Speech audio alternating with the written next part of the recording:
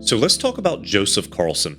He's one of the most transparent and honestly most respected investors on YouTube. I've personally learned a ton from his content. His whole philosophy around long-term compounders, his super detailed portfolio updates, all of it.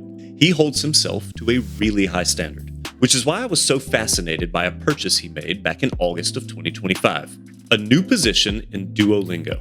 And to be clear, this isn't some personal attack. Think of this as a case study, because his investment and what happened next holds a powerful lesson for every single one of us. The lesson is this: a great, even dominant company is not automatically a great investment. The price you pay is what dictates your returns. In this video, I'm going to break down why I believe buying this fantastic company at a sky-high valuation was a predictable and ultimately painful mistake. We're going to look at the numbers and the narrative and what happens when hype collides with financial reality. So before we critique an idea, you have to give it a fair shake. You have to build the strongest argument for it. So let's build the bull case for Duolingo, which Carlson laid out himself pretty convincingly. When Carlson started his position in August of 2025, Duolingo was already a giant. In one of his videos, he called it the undisputed leader in the digital learning space. And he was right. The company's fun, gamified, freemium model is a user acquisition machine.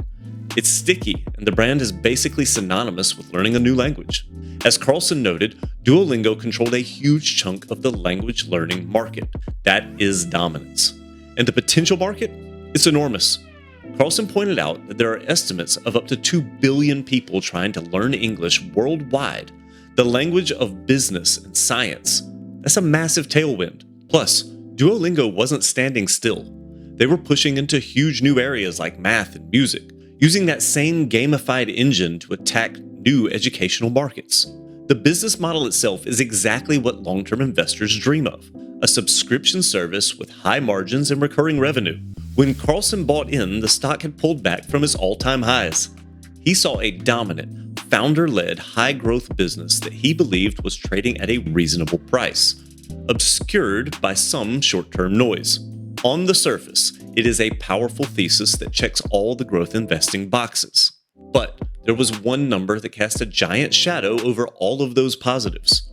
A number so big it should have been a screaming red flag for any investor focused on valuation. When he bought the stock, its price-to-earnings ratio, or PE, was at a dizzying height, having been well over 100 for much of the preceding year. So what does that even mean? The PE ratio is simple. It's what you're paying for $1 of a company's profit.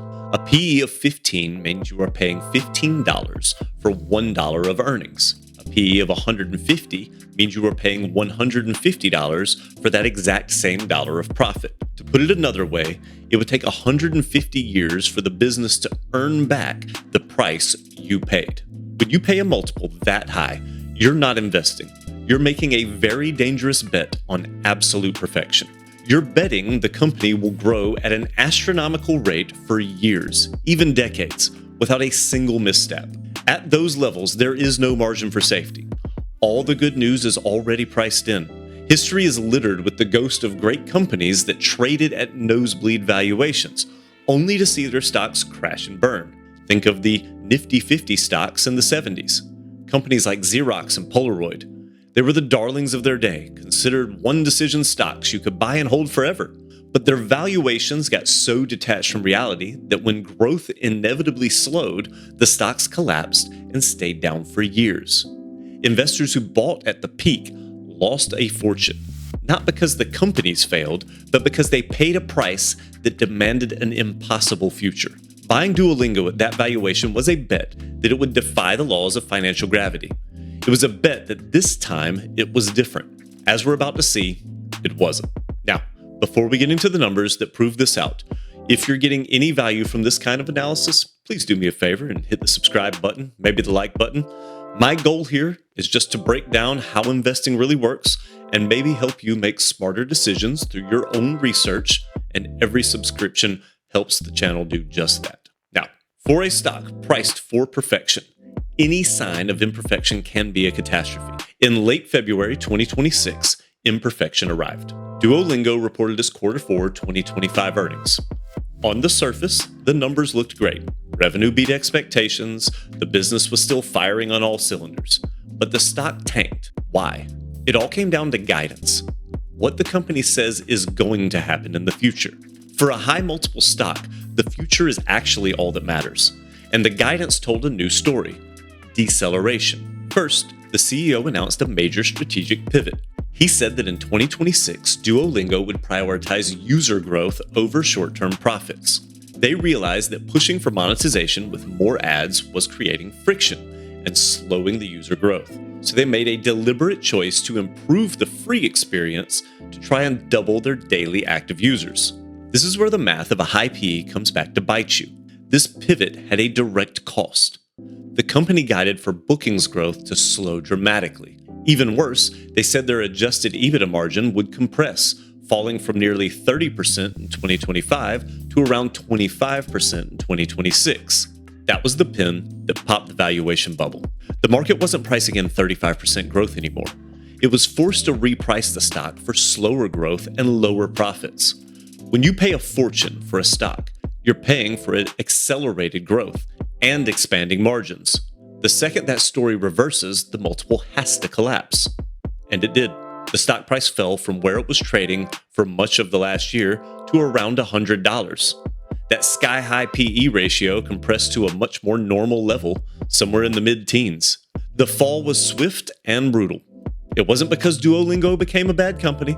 It's because it was never a good investment at the price he bought it. The valuation risk was always there, waiting for the first sign of trouble. Now, the most common rebuttal is, but it's a growth company. You can't use a trailing PE ratio for a growth company. And I get it. You absolutely have to factor in growth. The question is, how much growth? For how long? And what are you willing to pay for it? The problem with those triple-digit multiples wasn't just that they priced in the impressive 35% growth. They priced in a continuation or even an acceleration of that for the better part of a decade. The margin for error was zero. When the company itself tells you growth is slowing and margins are shrinking, the entire thesis for that valuation evaporates. The growth story was true, but it wasn't strong enough to hold up that price tag. The whole situation is a perfect illustration of my own investment philosophy. I admire Joseph Carlson's focus on buying high-quality businesses. Duolingo is a high-quality business, but quality is only part of the equation. Another part is price. A great business bought at an irresponsible price becomes a bad investment. My focus is on finding that sweet spot where quality and value intersect, buying wonderful companies at fair prices. That provides a margin of safety, a cushion for when a company pivots strategy or has a tough quarter. Duolingo with a PE of 25 is an interesting idea. At 150, it's a gamble on a perfect future that almost never happens. Let's be crystal clear. This analysis isn't to gloat or even to call out Joseph Carlson. If anything, in a weird way, it's a compliment. I think so much of him that this move stood out to me so much that I felt obligated to make the video. Every single investor makes mistakes. I've certainly made my fair share.